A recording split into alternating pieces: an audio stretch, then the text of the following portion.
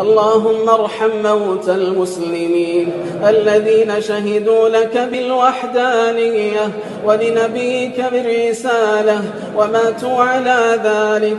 اللهم خص منهم الآباء والأمهات، اللهم خص منهم الآباء والأمهات، اللهم ارحمهم كما ربونا صغارا.